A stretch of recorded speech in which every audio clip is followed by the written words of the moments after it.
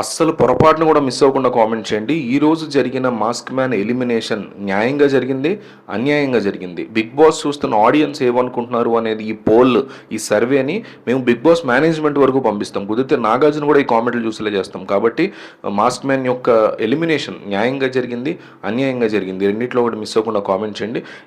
అగ్ని పరీక్ష టైం నుంచి కూడా మాస్క్ మ్యాన్ విషయంలో నాకు రకరకాల ఒపీనియన్స్ ఉన్నాయి. ఒక వ్యక్తి మీద ఇన్ని రకాల ఒపీనియన్స్ ఉండడం అనేది నా లైఫ్లో అయితే ఎప్పుడు జరగలేదు. ఎందుకంటే స్టార్టింగ్లో అతని మీద ఉన్నటువంటి ఫస్ట్ అండ్ ఫార్మోస్ట్ ఒపీనియన్ బిందు మాధవి లాగా నాకు కూడా ఇతను ఒక టాక్సిక్ పర్సన్ అని క్లియర్గా తెలిసిపోయింది. ఎందుకంటే తన భార్యని కొడతాను నేను నా భార్యని అనే మాటని చాలా ఈజీగా చాలా నార్మల్గా చెప్పేశాడు. తన భార్యనైనా తన భర్తని తన భార్య అయినా కొట్టడం, తన స్పౌజ్ని తన అర్ధాంగిని తన జీవిత భాగస్వామిని ఆడైనా మగైనా సరే తమ జీవిత భాగస్వాముల్ని కొడతాము అది పెద్ద విషయం కాదు అన్నట్టుగా మాట్లాడితే వాళ్ళంత టాక్సిక్ పర్సన్స్ ఎవరూ లేరు అనేది. కేవలం భార్య భర్తని భర్త భార్యనే కాదు తల్లిదండ్రుల మీదైనా పిల్లల మీదైనా ఈ వైలెంట్ ప్రభావం చూపించడం, అంటే పనిగట్టుకుని ఆ వ్యక్తిని కొట్టడం, పనిగట్టుకున్న ఆ వ్యక్తిని తిట్టడాన్ని నార్మలైజ్ చేసి జనరల్ చేసాం అనేది హింస కిందకు వస్తుంది. సో ఇట్లాంటి మెంటాలిటీ అతనికి ఫస్ట్ నుంచి ఉంది. అందుకే బిందు మాధవిను అభిజిత్ కూడా రెడ్ వేసినట్టున్నారు. ఇంకోళ్ళు ఎవరో నవదీప్ మేబీ అతను గ్రీన్ వేసి ఒక ఛాన్స్ ఇద్దామని చూశాడు. తర్వాత తను మార్చుకునే ప్రయత్నం చేశాడు. అగ్ని పరీక్షలో కూడా చాలా బాగా అతను మాట్లాడే ప్రయత్నం చేశాడు. కాకపోతే ఎక్కడికక్కడ గొడవ పడిపోవడం, తను ఎవరిని ఏమన్నంటే యాక్సెప్ట్ చేయలేకపోవడం, తనని ఎవరిని అన్నప్పుడు దాని గురించి సమాధానం చెప్పి ఆ తర్వాత అవతల వాళ్ళు తప్పులు చెప్పాలి. అట్లా కాకుండా ఎవరిని ఏమైనా అన్నారు అనుకోండి వెంటనే మీరు మాత్రం చేయలేదా అనే వైపు వెళ్ళిపోతాడు. అది అసలు బ్యాడ్ హ్యాబిట్ ఎవరికైనా.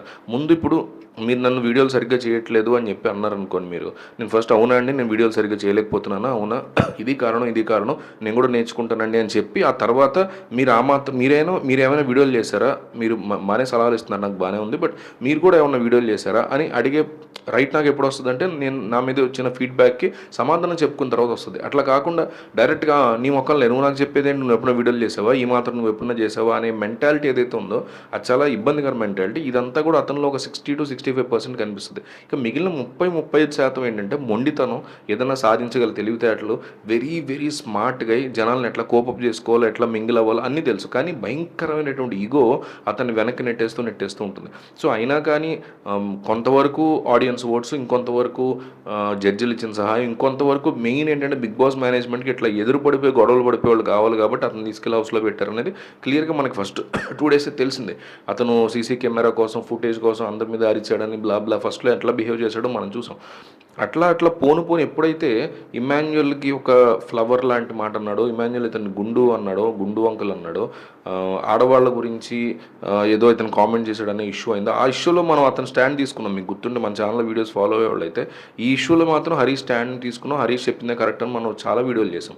ఏమంటానంటే నేను ఒక పర్సన్ ఎంత బ్యాడ్ అయినా అవ్వచ్చు, అతనిలో కూడా కొంత గుడ్ ఉన్నప్పుడు డెఫినెట్లీ దాన్ని మనం అంటే అతనికి ఒక లాజికల్గా అతను కరెక్టే చేశాడు అనుకున్నప్పుడు అతను సపోర్ట్ చేయాలి. అతను యాజ్ ఏ పర్సన్ నచ్చకపోయినా సరే యాజ్ ఏ పర్సన్ అతను ఏదైనా ఇష్యూ చేసినప్పుడు దాంట్లో కరెక్ట్ ఏంటి రప్పు ఏంటి చూసి మనం మాట్లాడాలి తప్ప కంప్లీట్గా మనిషి మెంటాలిటీ బట్టి అతను చేసిన ప్రతిదీ తప్పు అంటాం, లేదా ఆ మనిషి అంటే మనకి ఇష్టం కాబట్టి వాళ్ళు ఏది చేసినా కరెక్ట్ అంటాం రాంగ్. సో అట్లా మనం వీడియోలు కూడా చేసాం, అతనికి సంబంధించి చాలా మాట్లాడాం.